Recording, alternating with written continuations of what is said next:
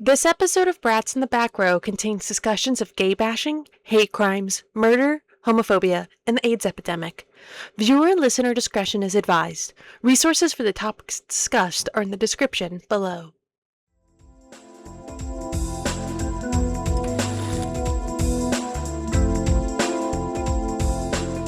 Ali, and then May. And then... Okay. And then... alright, cool. Ready? 3, 2, 1. That was... Everybody did, like, a different time for that. Anyway. Hello, everyone! Welcome back to Brats in the Back Row, podcast where one of us forces the others to watch a movie of their liking. I'm Emily. I'm Allie. I'm Elena. And this week, ew, don't have that smile, that damn smile. And this week I forced the other brats to watch the controversial film, 1980 film, Cruising, and everyone hated it. May hated it. I thought it was fine. It's fine. I didn't see any hearts or ratings. That means hatred. There's only good and bad. If he got fucked in the ass, then I would have given it a heart. We'll get into I would not have given it a heart, but I was expecting Al Pacino to go through that. And why wouldn't you? Let's talk about it. Let's talk about it, Allie. And we'll get into it. Before we do, let's do our Pride Month, everyone. Happy Pride. It's August. It's the Sunday. Pride is year round. It's a Sunday? Pride is year round. No, like August is like the Sunday of the year. Oh, it's a Sunday. No. Why did you look outside? August is the Sunday of the year. It feels like it. I just get very melancholic during August. Sure. I just get very sad during August. Feels very like dreamlike in August. I always get this. So, and I guess Sundays in a lot of that ways, they're very like, they have this aura vibe around them. I don't know. Whatever. Before that, Dora, who wants to start? If you, I'll go. Drink. I have water. It's important to stay hydrated. Outfit. I'm wearing t-shirt, shorts. I was home all day. I had online discussions and I have homework that I've been working on. I thought you were saying discourse. I had online discourse. I had to fight for my life today. And I really do every day, and I will today. Reading. My Libby holds are all like a month long, and so I lost my reading streak. It's illiterate. Okay. Illiterate. Finished Priory of the Orange Tree a few days ago. Literate. It was 800 pages. It's pretty good. Right. It's really good, you guys. It was pretty good. It's pretty good. No, it's really good. I recommend it. It's got a little bit of everything. Posted my review on my Bookstagram, but it's a queer romance. There's pirates. There's dragons. There's I felt like I had to reciprocate. It's kind of a back and forth. Yeah. What else is there? Swords, important. An evil plague. Don't get much of those anymore. The Plague. Pretty good. The Plague. The Plague. I liked it. Were the names very fantasy-like and silly, and if I pronounced them out loud, somebody would judge me. Yes. But when you move past that, it's a high fantasy book. You kind of are I expect this. In my brain, I just kind of go, and then I move on. But you recognize who the person is. You're like, Yeah. So finish that. It was good. My Libby stuff is all on hold, so I'm not reading on my Kindle right now. Got this from Barnes & Nobles the other day. It's called Peaceful Neighbor, Discovering the Countercultural Mr. Rogers. And right on. And he was countercultural. There is things. Yeah. No, he was a radical. And so I'm I finished the introduction last. I know. I truly did but think that's you were reading like it truly looked like a right-wing memoir. I was like, and I'm what? switching sides. They're making Oh. good points. Help. I know it's because it's red, but it's because his sweater was red and Well, the car was yes, red. and it has the Yeah, trolley it on it. It's has the the trolley trolley on it. problem. Scared Mhm. me. Is But he yeah, out it there? does. Oh, Why do you here's keep my. looking backwards? Who's out there? Who's Who's hurting watching you? you? There's somebody behind you, Allie. Run, run! Allie, get out of there! No, it's just my window's open and the dogs are And they're barking with the other dogs. they're listening. They're listening.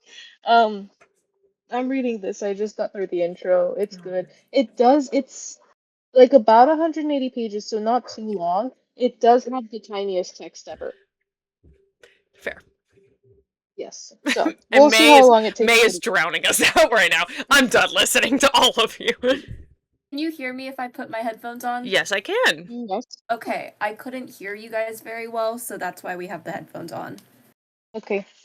But yeah. I'll let you know how that goes. Activities. I don't know. I don't think I've done anything. I drive to school. I go to class. Been doing my work. People in my cohort are starting to get placed at school sites, and the idea is kind of like when you get placed, like when it starts, it starts. Like you hit the ground running. I haven't been placed yet though, so now I'm like, oh, any day now. So we'll see. Yeah, I'm nervous Mhm. but also excited. All Yeah. right. I That's May, think very that's exciting. yeah. All good. That's it. May, you want to go? Wow. Sure, I'll go. Hi everyone, my name's Maylena. Emilina. Hi, Maylene. Drinking. Hello everybody. Drinking, I have nothing today. We are simply going to be thirsty. Oh. And Oh, we simply do have to deal with that. Um Outfit. Okay, everybody. I gotta move my knitting now. This is the outfit of the day, everybody. We have a nice dress on. Oh. We have a new Yay! cute. guys. Everyone, I have a horrific story about this dress. It's not horrific. Oh. Oh, Why do you go Guys, through the horrors every day? you know, I don't look for the horrors simply find me. Oh. But yeah. it's not that horrific. Guess how much this dress cost me? $50. No? $10. No, A you guys are nickel. so Hi. cute. A dime for your troubles. A nickel for your troubles, everyone. No, it cost me $100. What does it Now, do? What do?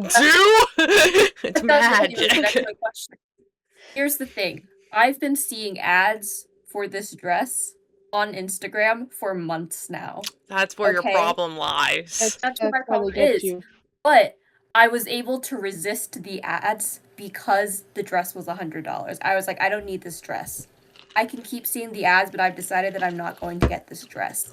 You can see that my resolve has broken simply because I met this woman in a Chipotle one day, and she was wearing this exact same dress, and I was like, girl, wait, that dress is so cute, where'd you get it? And she was like, oh, I got it from this company. And I was like, fuck, that's the same company that I've been seeing these ads on. Mm-hmm. And because I had like a real human interaction, I was like, now I have to get this dress. Does that don't equate? think so. Like, Yes. Yes, because I saw a beautiful woman wearing this dress in a Chipotle, and they I will was like, change fuck. your life. And it changed, Yeah. and it A will beautiful change my woman life. will And it change did. your life. And a beautiful woman simply will change your life. And so I was like, okay, fuck, now I also have to get the dress. And then I bought the dress. Well, Okay. I guess. Yeah, I guess. $100 short, everybody. But nevertheless, she persisted. But now you have a lovely dress, so Now I I have a guess dress. that And works. and I'm determined to get my money's worth out of this dress. I will be in it for the rest of summer. Oh, my life. Rest of my life, I will be wearing this goddamn dress. Well, and there we go. So anyways, Okay. that's the outfit, everybody. Reading, guys, we have successfully moved on to a new book. Oh, thank God. Literacy. Literacy. Now, I don't like the way that you said, oh, thank God. And no, thank God. And oh, thank God. I'm happy for you. But thank God. We have... Okay, thank you, everybody. Thank you for your faith, your trust, and your pixie dust. My pixie dust? Faith, I don't trust, and know. pixie dust. Faith, trust, and pixie dust. I am currently reading what am I reading? It's a book called The Emperors of Byzantium. It is my book about the Byzantine emperors. Crazy. You don't want to read shift. some, like, I don't know. Diary of the Orange? No, this Diary is of the... Kid? Hop on No. pop. No, this is the only book that I want to read. It's a very good book, This everybody. is the only book. Holy fuck! It's the only one I can read. This is the Okay. only book I wanted to read. Bye, Cameron. Goodbye. My brother was here, by the way. I saw a Oh. foot earlier, and I assumed it was your brother. Yeah, he was just kind of hanging out in my bed. I'm reading The Emperors of Byzantium by Kevin Lego. It's a very good book. It's 300 pages. It's very easy to read. It's going by very quickly just because we have 300 pages and about 90 emperors to get through. So we got to go through these guys pretty quickly, Mhm. right? Yeah. Okay, I've got 1,000 years of history to catch up with. So we're Before reading the that sequel. for the sequel. Uh-huh. Yeah, I do have to prepare for the sequel, The Ottoman Empire. I'm kidding. Anyways, so we're reading that. It's a good book. I'm enjoying it. I will keep tuned on what's to come. I'm assuming that I will finish it fairly quickly, but who fucking knows? So that's what I'm reading. Alright. And then, let's see. Activity, what's happened? Oh. What did happen? Saturday. I know you weren't there, but I had to remember it for myself. You guys have it so easy. You guys hang out and then you can remember what you did for each other. Really beautiful. That's true. No, can't- barely. Barely. Saturday, I had a big day for me. Because I don't usually do things over the weekend because I'm sleepy. But on Saturday, I woke up and I went to go get brunch with my best friend, New. We haven't seen each other in a while. And I was like, hey, girlfriend, let's go get brunch together. So we got brunch. We updated each other on the gossip. She updated me on everyone that we knew from high school who's getting married. And then I updated her on all of my problems. Personal. All of my personal problems that have been happening. So we did that. And then after brunch, I went to my friend Lola's house for her 7 months ago birthday party. And that was enjoyable. The peaches were delicious. I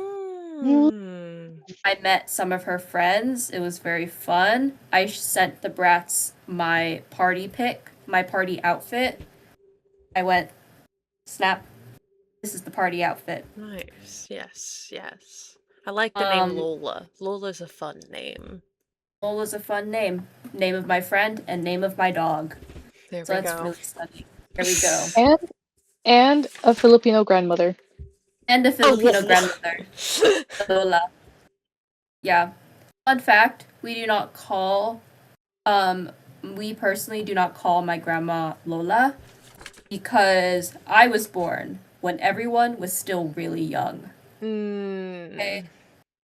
I'm talking about, like, my mom was 20 and my grandma was maybe in her early 40s. Oh, I see. Yeah, not And- like grandma. Yeah.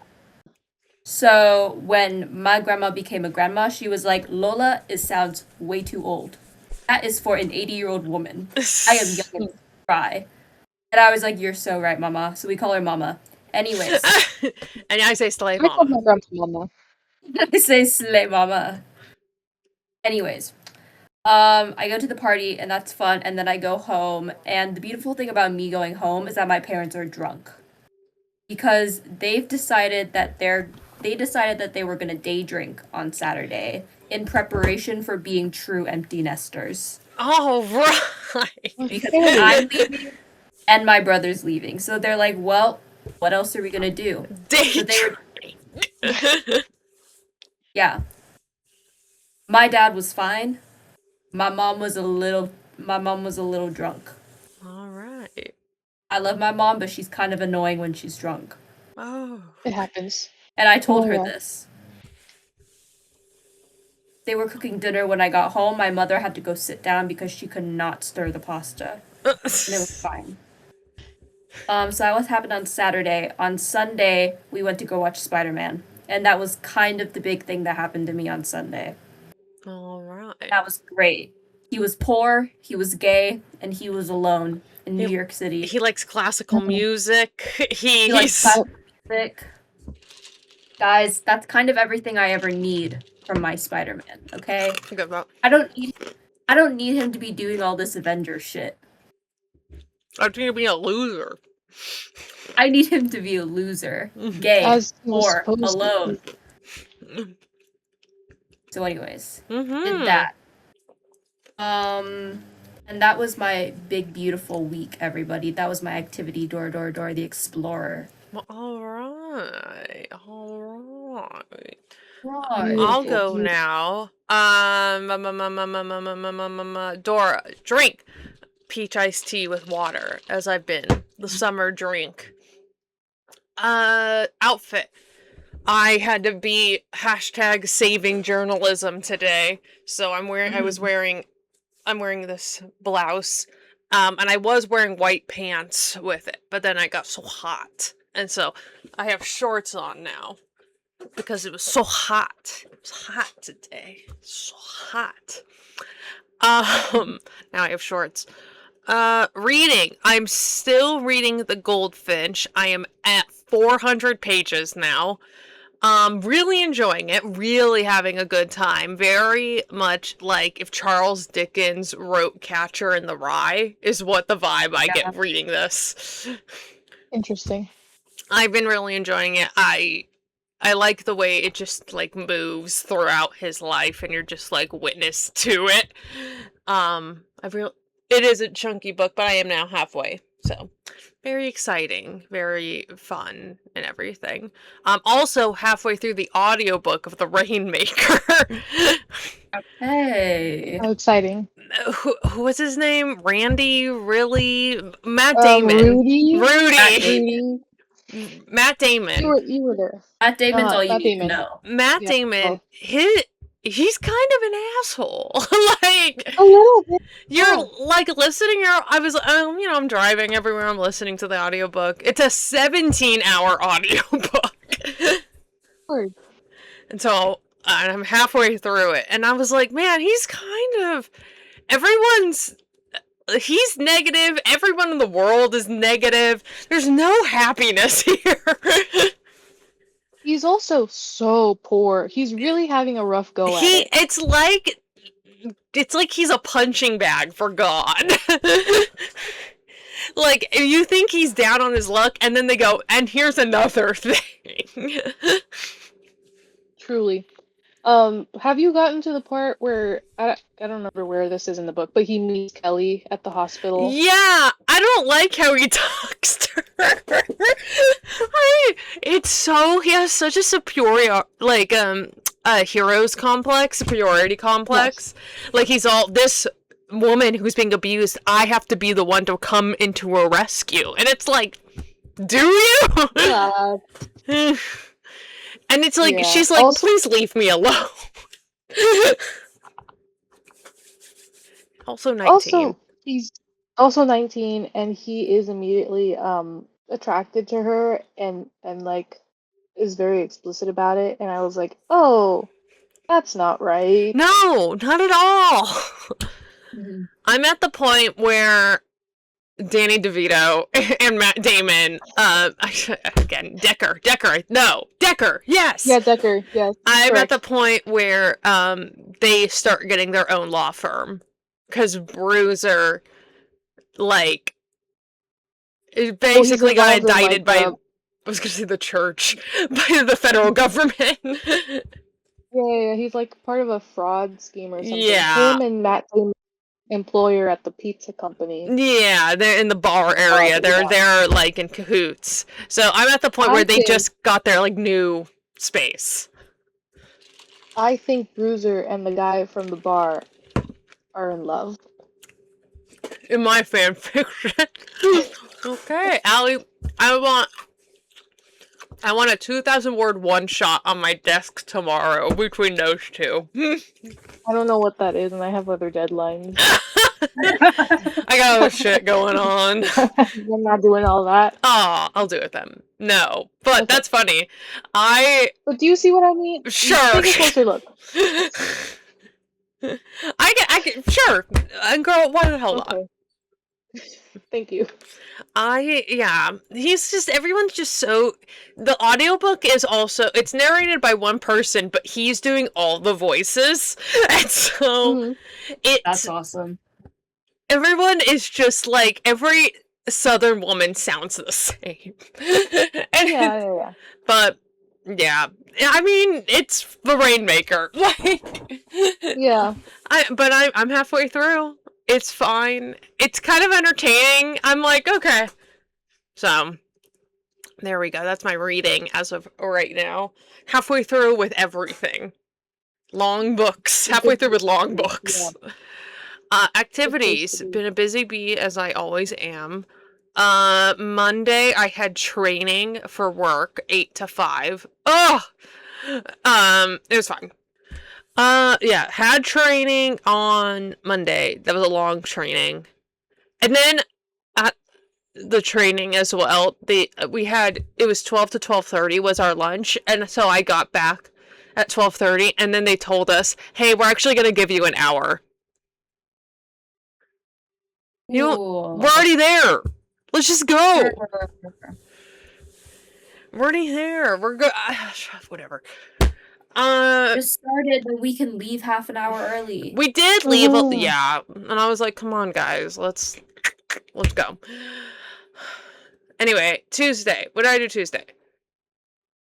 I hung out with my friend Katie, who I haven't seen since many, many years. We were high school friends and everything. Met in high school. We went to a little cafe and had a brunch. Walked around a main street, saw some shops. It was very lovely catching up with her. Very, very nice. And then Wednesday, I had to be a journalist today for a school opening. And I'm writing an article about this school. This school moved to a new campus, and it's specifically a school for students with disabilities. And they modernized the whole campus, and they gave them all these new amenities to help the students with disabilities. They have a junior high, a high school, and an adult transition program. And it was very lovely. It's all modern. It's all super nice. They have all these grants, and it was just a lovely affair. I was like, this is very good. This is a good thing happening. Yeah. And so I had to interview and take a lot of photos today, and that's why I'm fancy. Yeah. That's my life. This is life. Hold on. That's me. Yeah. And that's my activities. Just been busy. School starts next week, so there I am. And there was already some people asking for subs. And I was like, guys, school starts. It's the first week of school. Maybe I was like, that's crazy. Anyway. Anyway. Next. So, yeah, that's the end of my Dora. That's the end of the Dora. Thank you, everybody. Thank you. We'll get into the movie now. Remember, everybody, we watched the movie. We watched the 1980 film Cruising. Quick summary. It's about the quick summary from Letterboxd. Oh my god, I opened up emojis. How did I do that? When New York is caught in the grip of a sadistic serial killer who preys on patrons of the city's underground bars, young rookie Steve Burns infiltrates the S&M subculture to try and lure him out of the shadows. This is directed by one and only William Friedkin, who directed movies like The Exorcist, The French Connection, To Live and Die in L.A., and Boys in the Band as well. So he's always been about gay people. Fun fact, my dad has met William Friedkin. When he was doing To Live and Die in LA, he met him and he was like, "You're William Friedkin." He's well, yes, I am. And he said, "I am." No way. He did that thing. Dude. Who? This movie also stars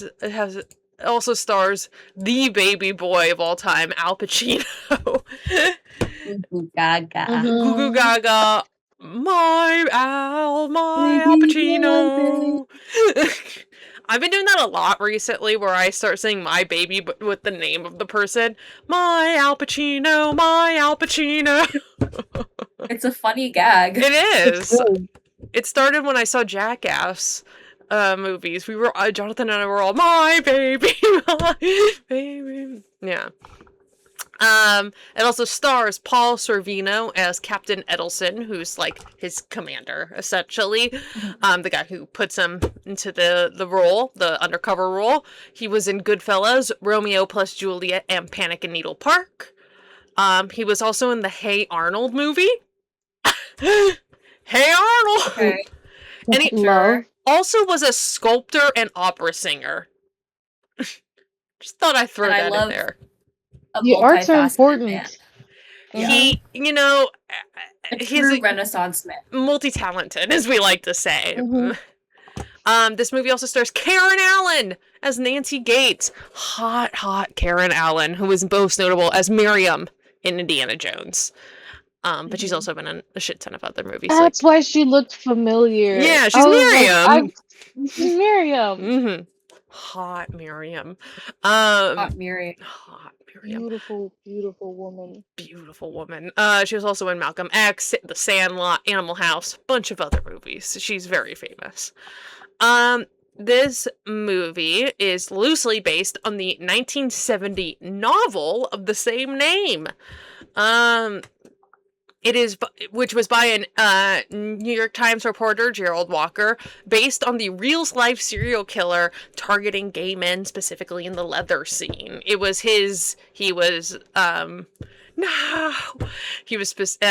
covering that beat, and he made a book out of it. This movie released in February 15th, 1980. Happy Valentine's Day, everybody! Go see that with your lover. And it got poor reviews. Specifically because Cruising performed moderately at the box office. Pacino subsequently called the film exploitative. The shooting and promotion were dogged by gay rights protesters who believed that the film stigmatized them. And we'll get more into it. I have a whole thing, because there's a lot of history that happened with this. But before I get into it, what were your thoughts? I have seen this movie before. I like this movie. I don't think it's perfect by any means, but I do like this movie because I think it's I don't know. I just think it's very interesting, and I think it's good to look at. I think the story is kind of so-so, but I don't know. I just really enjoy it. I enjoy that seedy underworld, I guess, but in that sense, that is exploitative. Anyway, I'm rambling. What did you think? This is both of your first times watching it. Let me grab my notes, but I have thoughts on it. I think character-wise, I don't love the way that Al Pacino's character is written. I think I understand. What I got from this. And raise your fist while doing this. No. Oh. Okay. Can we do a half?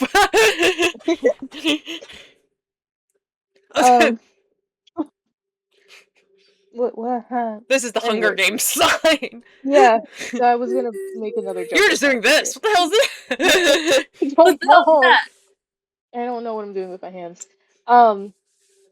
I understand, right? From what I got from it, he's in this new world. He's experiencing feelings, or he's finding this new part of himself, is what I understood from it. Okay. However, if this is a cop who's going undercover, I think he could have committed a little bit more to it. And I'm just wondering, yeah, no, I agree with you. This bitch Also, was pissing me off. I think he Commit could to have the committed a little role. more. Just a little bit. Just a Your little. whole the whole point of him going undercover is to find the guy who's like bringing other gay guys to a hotel and then killing them. If that's Yeah, your job, why wouldn't you try to fuck as many guys as possible? you didn't have to go that far, but Because it's of like you stepped into the doorway. homophobia. But it's true, though. It's true. Why aren't you commit to the role? The best Yeah, way to yeah, go about this is to fuck as many guys as possible. yeah. In a way, I'm being really yes. I serious, know, I know, guys. and I know, and I understand. Because I feel the same way. Oh This bitch was no, pissing me any off. other like undercover like movie storyline that you see, they do a lot of research before they go undercover. You have Al Pacino on the street asking about Kiko. It is true. Nobody thought that was weird? Yeah, It's like, and then he also like he goes into the shop, the leather shop, and he's asking about it, and then like runs away. I think Yeah. the word on the street be like, "Hey, that guy's a weirdo. I think he's a Yeah. narc." No. The first thing So he this is getting does, me. You're the telling first me thing he that does, the this, first second, he throws away gay pornos. and that was the other thing. You don't think that would be like a good thing to have in your Physical apartment? Just research. these are You don't mine. have to look at them. Just have No. them on the shelf. He's a Yeah, bad. these are mine. He's a bad police officer. Well, Well, they all are, but yeah, but this is a community who at the time is very aware of police, of who's course. experiencing a lot of abuse of the police. Nobody was like, this guy's asking a lot of questions. This guy's asking too many questions. This guy's asking too many questions and doesn't really know what's happening. Hey, I think we should And like doesn't think about it real quick. he's He's looking asking at the so many clubs. questions. He's He not doesn't getting want any, to. by the way. No, he's not playing. He's not People are joining along. propositioning him for sex. He keeps saying no. I'm good tonight, thank you. And then Mom, there's a I'm guy. alright. There's a guy in one of the bars where he's like, "Then get that damn hanky out of your pocket." Thank Yes! you. You're correct. Respectful. You're and right on. Like No. he is. It is cultural appropriation. That's what I know, and yes, and yes. And yes, and like Yes. it's like it is such a thing of like God, just commit. Even if you don't, even I'm sorry that you're like a little homophobic and scared. Like, oh, it's changing me. It's like, calm down. You'll be fine. Calm down. It's fine. Yeah. That being I said, also him sniffing a popper-soaked rag dancing in the gay club, pretty good. That was fun. That was good. How it should be. Because that's when he kind of started to commit. Not really. He Yes. was still pissing me off Fine. the dipped his entire toe. movie. But he did poppers, and then he went home with the guy. And it's like, finally, something's happening. Jesus.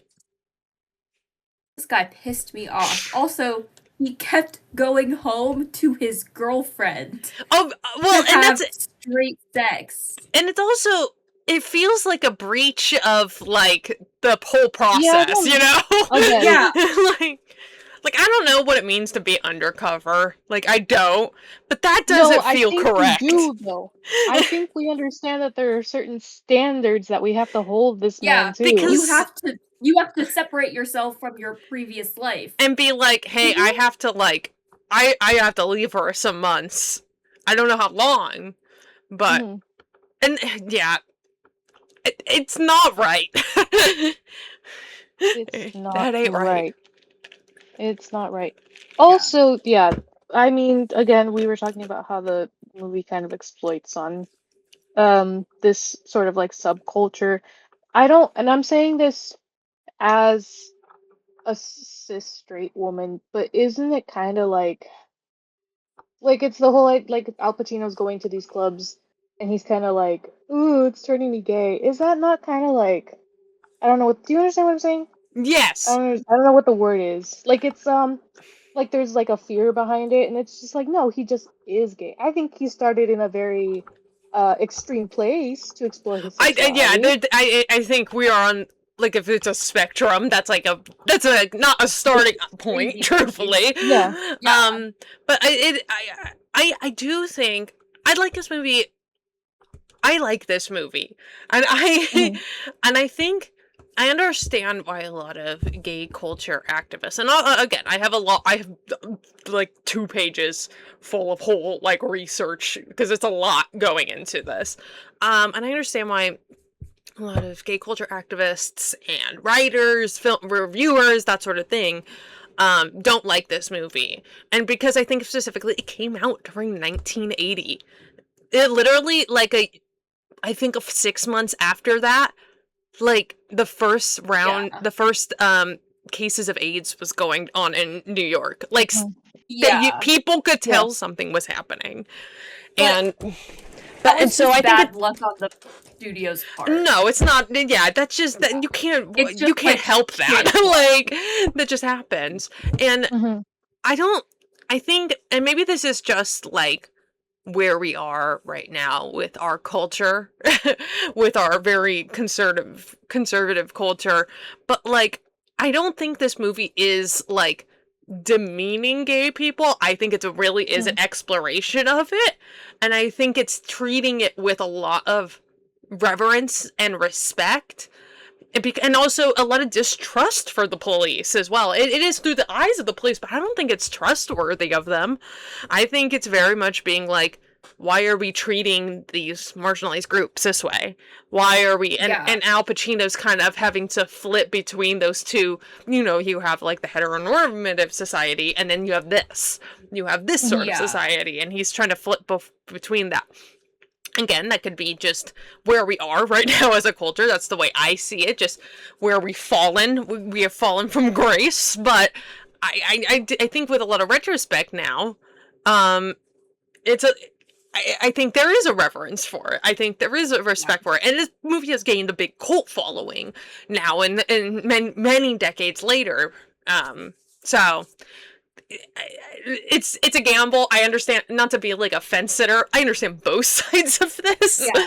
I think it's definitely like the way that it presents, especially the leather community and the BDSM community as a whole. It's a pretty tame Yes. like depiction of them. I think the problem is that the crux of the story is that we have to find this guy who's murdering all of these Gay people. gay men who Yeah. are in this. I think that's like That's where it comes the big right. problem. Yeah, that's where like all of like the difficulties lie. But I think as a whole, like the depiction of the community itself is pretty tame. It doesn't like discuss the community itself really at all. It kind of just presents it as something that's just there. Yes. You kind of just have to like accept it and move on. Yes. It's more of a setting rather. It's both. more of It a is setting than the character. Yeah, and it is in some ways it is a character, but it's more through the eyes of Al Pacino. We're not like we're seeing it as if he's seeing it for the first time and feeling these things. It's not us. Mhm. Yeah. It's not like the filmmaker or the producers or the production company. It's not all these things. It's just like this is a character moving through this world essentially. Like Al Pacino is purposefully keeping us separate Yes. from the actual scene because his character refuses to lock the fuck in. And he does, and we need to lock the fuck in. And we need Al to Pacino lock locked the in. fuck You in. need to get fucked in the ass for this to work. You literally have to. Oh my god. And I get like I was pissed off at him the entire fucking movie. This is like a 2-hour movie. I was pissed Just off angry. the whole fucking time. But then the end of the movie, there's something like really interesting because it's at the end of the movie, it's like very ambiguous, and it's revealed that he has the outfit or something very similar to the outfit that the killer would wear yes. when he's doing his killing stuff. And Al Pacino has this crazy look on his face. Or whatever. There's also I have a lot of talk about that as well because there was a lot of discrepancies with that. I'm gonna actually read my friend Ian's review on it, review on Cruising, because I think he gives a really good, like very short succinct idea of what I can assume all of us agree with. I'll put it here as well. He says it's A+ homo horror, sexy and sleazy, horribly violent and deliriously frightening. The dance scene, incredible. The ending, absolutely. Can't wait to either have this become my entire personality and gender or to never watch it again. Also, simultaneously, the gayest movie I've ever seen and not nearly gay enough. Let Al kiss a man. Shaking my head. I agree. It's a movie Al all about... Yeah. Wants to kiss a man. And he does in The Godfather too. And he does. You can see it in his eyes. I need to kiss a man. They won't let him. But the producers won't let him. Even though it would actually really benefit the plot if he did kiss a man. I think so. I think it would be a big crux moment. Maybe he doesn't need to get like fucked in the ass. Maybe, but I think that's a big thing. What I was saying. And I understand that I'm looking at this from a 2026 lens. Well, yes. Where there's a graphic sex scene in everything nowadays. And I get it. But we could at the very least do a fade to black. You know? He's making out. It's hot and heavy. Fade to black. Turns out that guy wasn't the killer. But now he's had gay sex. And who is he now after that? Yeah. And we can do a deeper exploration of his feelings about being gay. Exactly. After he's had gay sex. Yes, I agree. Mostly, I just needed him to have gay sex so that we could advance the fucking plot. Gay sex to advance the plot. Nothing happened for so long. He's just kind of standing there. He's so awkward in these clubs. He's all hard. And it's like, dude, like they even throw him out of like precinct night. Yeah, it's precinct night. Yeah, because he's not on theme. He's not on theme, which is funny because he's a cop. It's funny. There's a little humor thrown in. Well, yes. Anyways. We've been talking so much about it. I'm gonna go into this whole section I have on anti or pro-gay with cruising. Again, we've talked, it's a lot of discrepancies, but there is a lot of background here that I think will help us as well. So the film was intended to depict gay cruising as it existed at the Mine Shaft, which does not appear in the novel, but was a real bar in New York City, real S&M bar. Bar is not named in the movie because it would not allow filming. Mine Shaft was like, you can't film here. Scenes from the movie were instead filmed at the Hellfire Club, like in Stranger Things. That's the first thing that came to my mind when I saw that. I was like, oh no. Which was decorated to... Devil. Which it's a little... And they were making a cameo in Stranger Things. Oh, yeah. Which was decorated to resemble the mine shaft. Regulars from the mine shaft also appeared as extras, and scenes were shot in streets and other locations near the mine shaft bar. Additionally, Pacino visited the mine shaft while researching his role. And so... the Motion Picture Association, the MPAA, originally gave cruising an X rating. Friedkin claims that he presented the film to the MPAA board 50 times at a cost of $50,000 and deleted 40 minutes of footage from the original cut. 40 minutes of raw sex scenes. Before he got to secure the R rating that he wanted. Most of the scenes include graphic gay sex and BDSM bondage. No way! There was gay sex! Yeah, so they had to cut it. Al Pacino did get fucked. God damn it. And the MPAA went not a chance, because if you have an X rating, you're not allowed to show it in theaters. You're allowed to show it only in porno theaters. And so I was like, it's like an R rating at least allows it to be shown at a wider scale. Damn you, rating system. Where's the director's cut? I want it. It's true. I actually will get into that. Friedkin asked gay author John Recchi, I'm so sorry, some of whose works are set in the same milieu as the film, to screen cruising before its release. Recchi had written an essay defending Friedkin's right to make the film, but not defending the overall film. At Recchi's suggestion, Friedkin deleted a scene showing the gay liberation slogan, "We are everywhere," as graffiti on the wall before the first body every part is pulled from the river, and added a disclaimer. The film is not intended as an indictment of the homosexual world. It is set in one small segment of the world, which is not to be representative of the whole. Friedkin later claimed that it was the MPAA and United Artists that required the disclaimer, calling it part of the dark bargain that was made to get the film released at all, and a sop to organize gay rights groups. Friedkin claimed that no one involved in the making of the film thought it would be considered as representative of the entire gay community. But gay film historian and author of The Celluloid Closet, Vito Russo, disputes that, citing the disclaimer as an admission of guilt.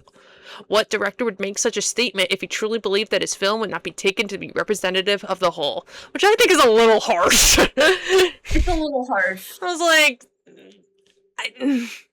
no, like, I don't view movies in that way, ever. Yeah. I think I view movies as like, oh, it's one person's viewpoint.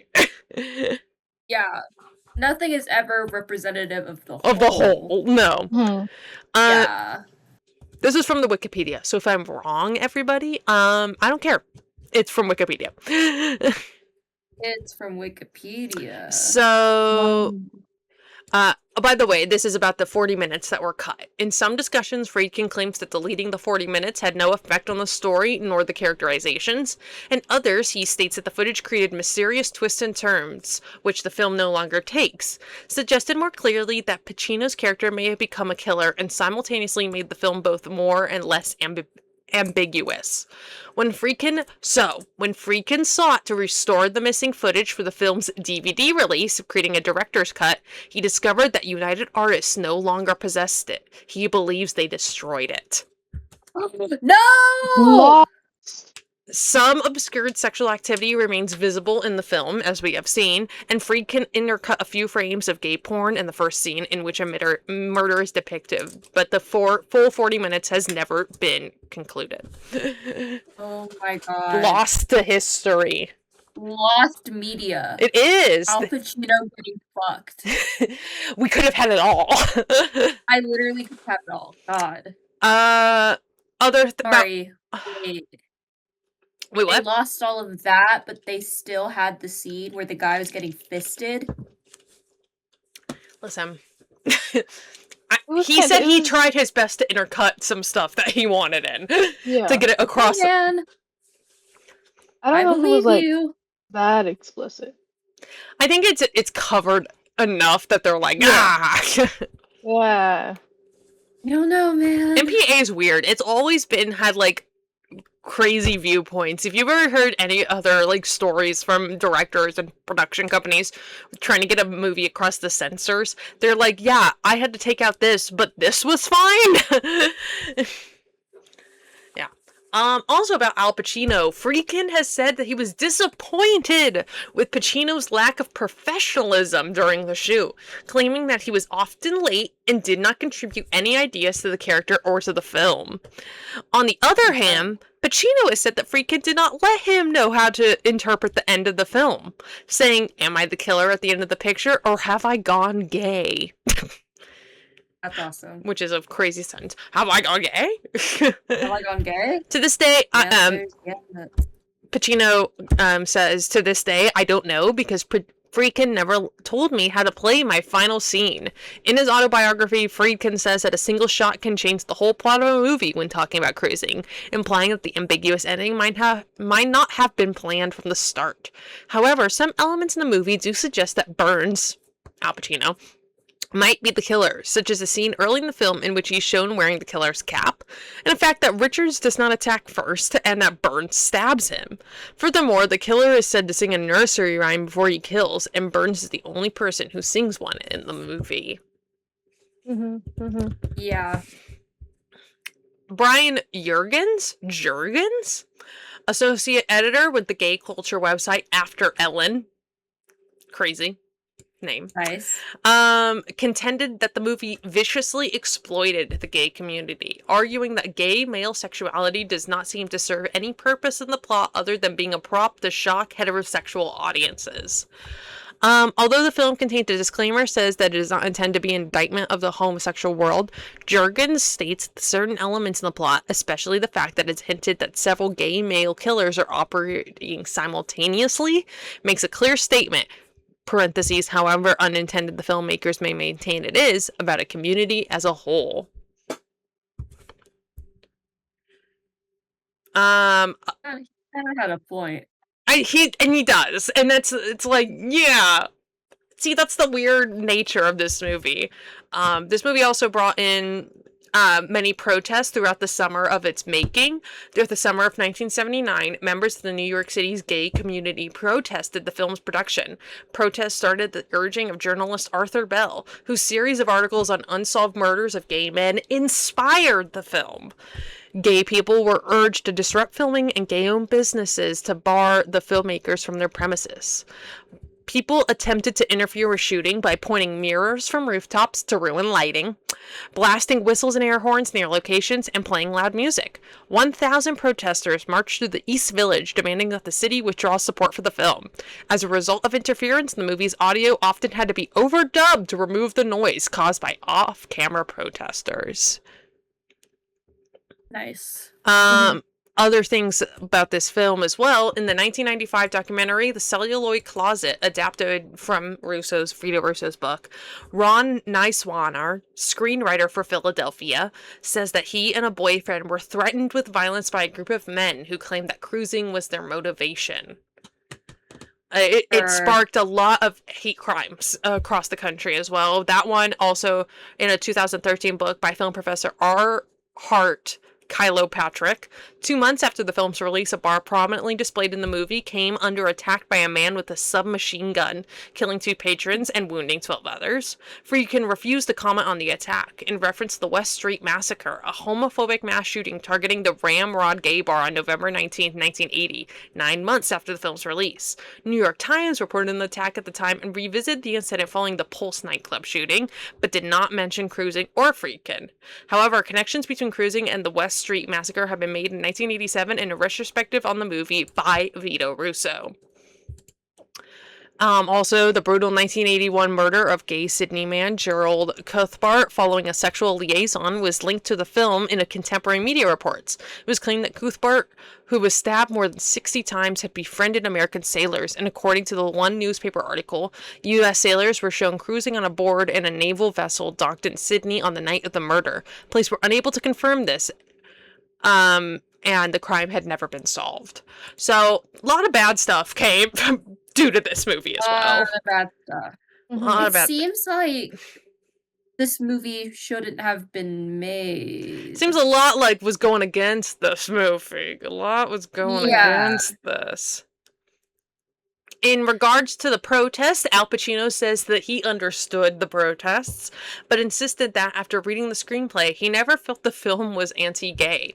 He said that the leather bars were just a fragment of the gay community, same way the mafia is a fragment of Italian-American life.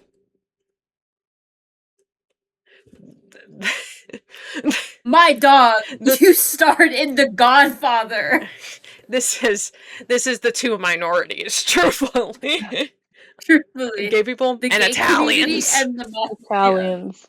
Holy shit. He's referring to The Godfather, and that he would never want to do anything to harm the gay community. However, in 2024, Pacino admitted in his memoir, Sonny Boy, that he viewed the film as exploitative after seeing the finished product. He did not promote the film, and also anonymously donated the money he made from film to charity. That's good. I mean, like, the thing is that when Al Pacino was like, yeah, the script's really good, that was before they cut 40 minutes. That is true. That's so true. what's in that 40? And I think that cutting those 40 minutes out was kind of detrimental. I think so. Because also, nothing happens in the movie. What happened in those 40 minutes? And some of, like, the last 20 minutes where he, quote-unquote, finds the killer, and then he might be the killer too, doesn't make any sense. No, it's very ambiguous. It has ambiguous. Yeah. So I think that 40 minutes would have helped. And it's ambiguous without any rhyme or reason. No, it just is. It just kind of is there. Yeah. Raymond Murray, editor of Images in the Dark, an encyclopedia of gay and lesbian films, wrote that the film proves to be an entertaining and, for those born too late to enjoy the sexual excesses of pre-AIDS gay life, fascinating, if ridiculous, glimpse into gay life, albeit Hollywood's version of gay life. He also says that the film is now part of a queer history and a testament to how a frightened Hollywood treated a disenfranchised minority, which I think is a great that's a good way to look at it. It's kind of where I land. I'm like, yeah, it's not, this isn't life, but it's cool. Awesome. Yeah. The film was supported actually by a lot of the NYC leather community as well. On its original release, Roger Ebert of Chicago Sun-Times gave Cruising 2.5 stars out of 4, describing it as a well-filmed and suspenseful, but unwilling to reveal the true feelings of Steve Burns about the S&M subculture, which Ebert said frustrates the viewer because the film is much more focused on Burns' immersion into that subculture than it is on the pursuit of the killer, which is correct, and what you should say. That pisses me off. It angers me. And then both of these things are in retrospect. William Friedkin said, Cruising came out during a time that gay liberation had made enormous strides among the general public, but it also came around the same time that AIDS was given a name. I simply used the background of the S&M world to do a murder mystery. It was based on a real cause, but the timing of it was difficult because of what had been happening to gay people. Of course, it was not really set in the gay world. It was set in the S&M world. But many critics who wrote for gay publications and the underground press felt the film was not the best foot forward as far as gay liberation was concerned. And they were right. Now it's reevaluated as a film. It could be found wanting as a film, but it no longer has to undergo the stigma of being an anti-gay screed, which it never was. And then, in a retrospective review from 2025, critic Mike Cormack from Pop Matters said, Cruising is about much more than one subculture. It's about human identity and performance. We are actors in the dramas of our own lives, it says. As sociologist Irving Goffman argues in The Presentation of Self in Everyday Life of 1956, the self is not something we possess but perform. It's a fragile construct shaped by the stages in which we find ourselves. When an individual presents himself before others, his performance will tend to incorporate and exemplify the officially accredited values of the society. He will be required to entrust his self-image to their tender mercies. Cruising captures this unsettlingly. Not just hidden desires, but the dance of being. Who we are depends on who's watching and which role we think they'll accept. So the answer to the question, who are you, is really who's asking. Okay. I threw a lot at you. That's just kind of, I wanted to give all different sides of these arguments. Yeah. Of what people are saying about Cruising. I think I agree with, like, this is a good movie, but it's not life. Yeah. that last bit, that giant quote that you just read, was definitely the best of what I heard. Right. It makes the most sense, and it's also the most analytically correct. Yes. I think. I agree. I think it makes sense. It's neither a homophobic movie, nor is it like positive for it's not pro or anti. It's kind of in that weird neutral space. Yes. That people do not like to inhabit when it comes to minority groups, such as this. I agree. And it's like, yeah, the movie kind of sucks, but it's fun. Yeah, you have a fun time. It's fun. I mean, it's fun to bear witness, I guess, in a way, in a performative way, of these cultures that truly don't exist in the way they did back then anymore, at least from what we've seen. Leather bars don't really exist anymore. If they do, they're very underground. But it's not. There's a lot of them. Oh. They're cool. I love, in an abstract way, I love the leather community. In a reality, I'm not a part of it. But in an abstract way, I love it. They've got, like, huge chapters all over the United States. Well, and yes, they do. I mean, we live in LA and everything, and you live in Portland. We live in massive metropolises where we do see these things, but but it is cool to see that one author was saying, like, it's an interesting way to see this in this is pre-AIDS, technically. Yeah. So I love seeing a pre-AIDS gay scene. I know, there was freedom. There's freedom. You know? Fear. Yeah. Yeah. Yeah. I threw a lot at you, but there was a lot to talk about. And I do actually have fun facts as well. Well, now, facts, fun, and not so fun. Sure. But anything else before I get into it? That 40 minutes probably could have saved this movie. Truthfully. I genuinely think that 40 minutes would have made this a genuinely great movie. I agree. Because I wanted to like this movie. And then this bitch Al Pacino was pissing me the fuck off the entire time. Because they wouldn't let him do anything. Well, and I've got some news for you about Al Pacino as well with this movie. If I can go into it, and I will, Yeah. because guess what? Al Pacino was not the first choice. It was Richard Gere as the first choice. Oh, but he did the other movie. Richard Gere. He made not American Hustle. Oh my god. American Gigolo. Gigolo. Thank you. I was like American something. He made American Gigolo. And they wanted Richard Gere really badly, but Gere was Richard Gere does not look gay enough or pathetic enough. But have you seen? You do. But he had, during that time, he had a stigma against him for being an American Gigolo. And they were like, "You're a gay man." You were. Richard Gere was the first choice, not Pacino. Gere was Friedkin's choice because he believed that Gere would bring an androgynous quality of the role that Pacino could not. Oh. Yeah. Let me look up a picture of Richard Gere at that time. Richard Gere, 1979. Richard Gere, 1979. When did American Gigolo come out? Hold on. It had to been 1980. So he was kind of doing it at the same time. Okay. Looking at pictures, I understand what they're talking about. Yes. Actually, I retract my earlier statement. I am on board with this now. And I understand the vision. I understand the vision, and I think that Richard Gere actually could have brought something to the role. An androgynous, a non-binary quality. A non-binary quality that Al Pacino simply does not have. No.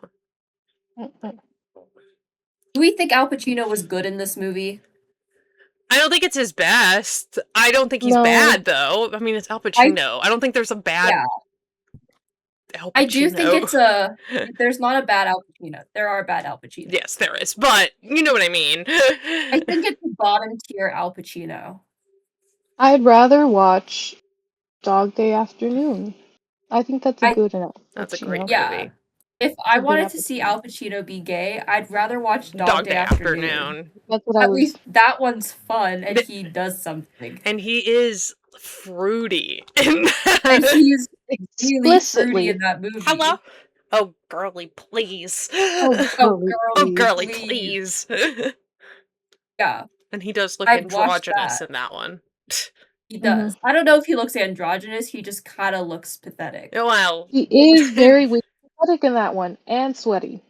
And sweaty. It's true. It's the hottest day of the year. It is the hottest day of the year. That is the hottest point. Day of the year. Yeah. Other fun facts about this movie: producer Philip Antoni. Oh my gosh, I could not say that.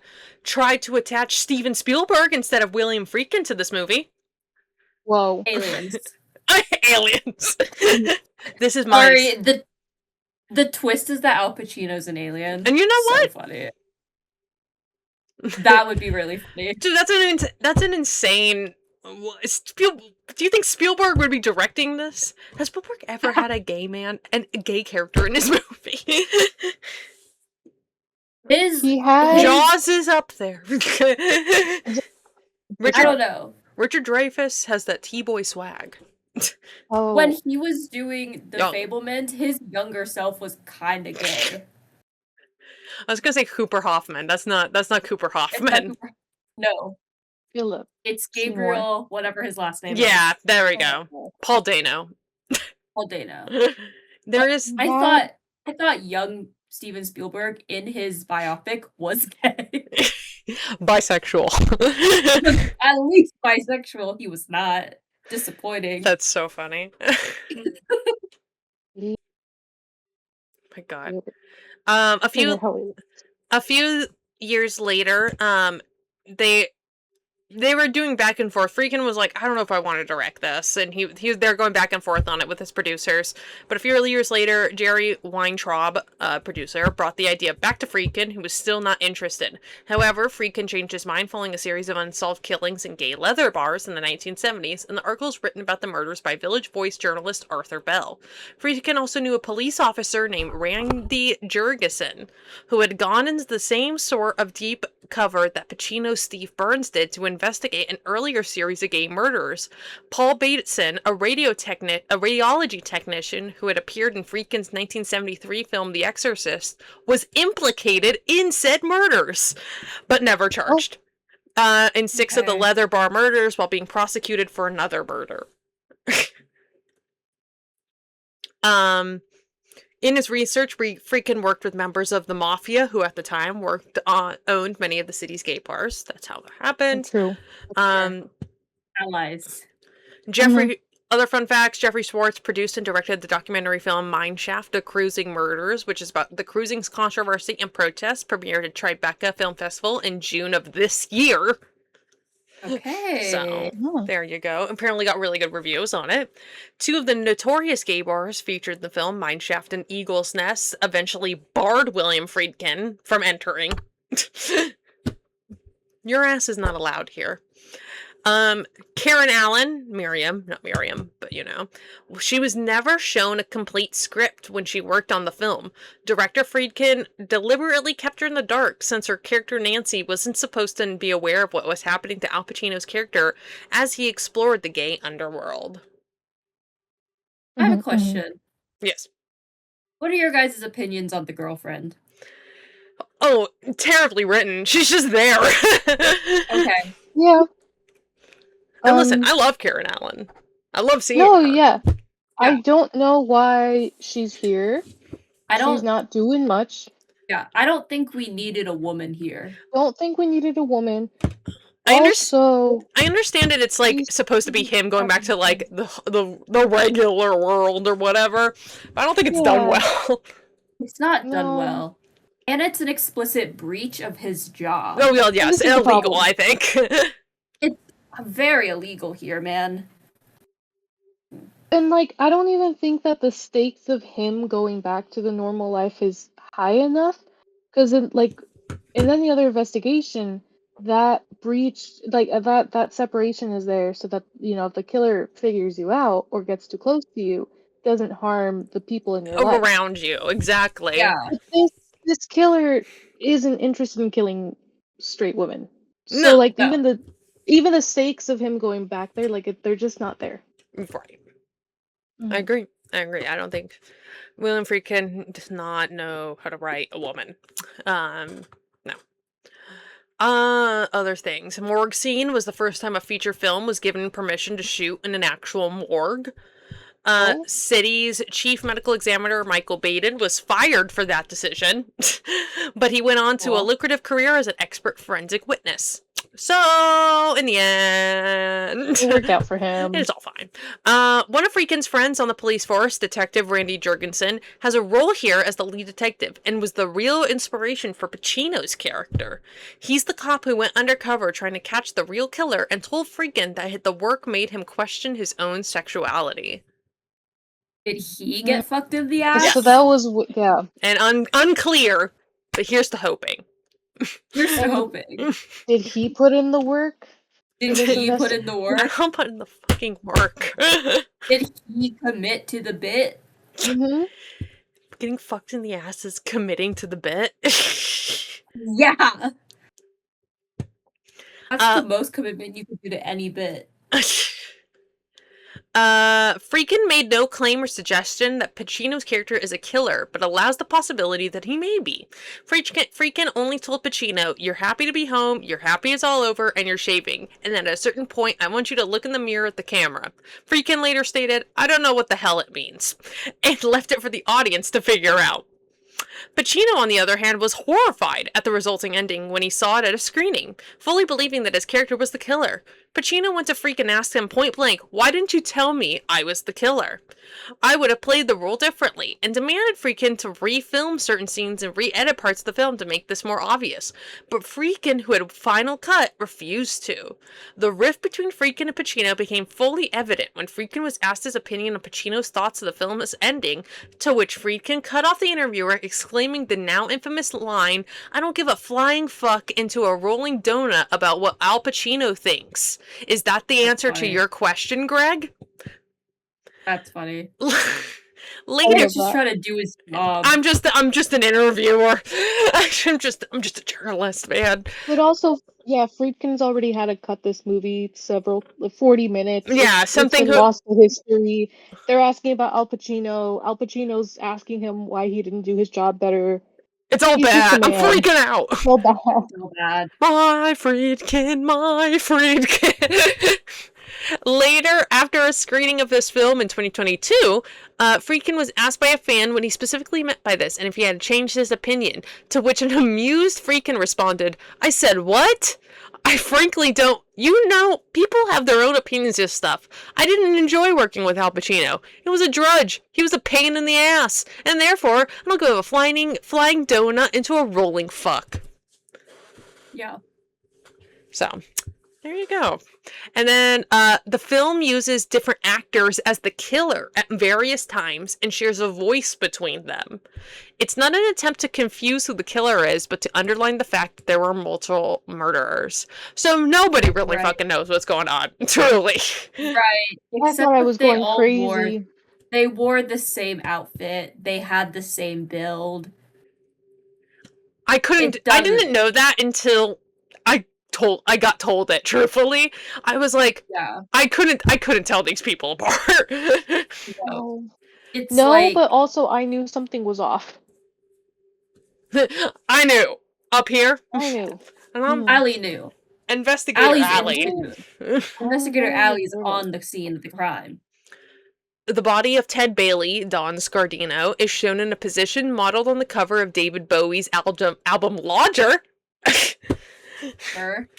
And finally, the 6'5" African-American man wearing a jockstrap and a cowboy hat is played by a real cop who really used to do that during certain interrogations. They did that in part so the perp would lose credibility when trying to complain about the detective's behavior. It was very extracurricular, said Friedkin. And there you go. There's this movie. Okay. Any last thoughts?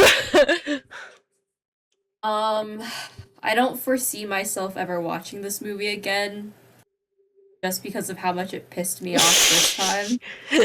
I think you should make a remake that's better. I think I could make a remake that's better. But I think we should also still bring back Al Pacino. That's what I was gonna say. Still starring 90-year-old Al Pacino. Getting fucked in the ass. I think it could happen, and I think it'll be beautiful. I think it could happen. And I think Al would be really excited by this prospect that I'm about to give to him.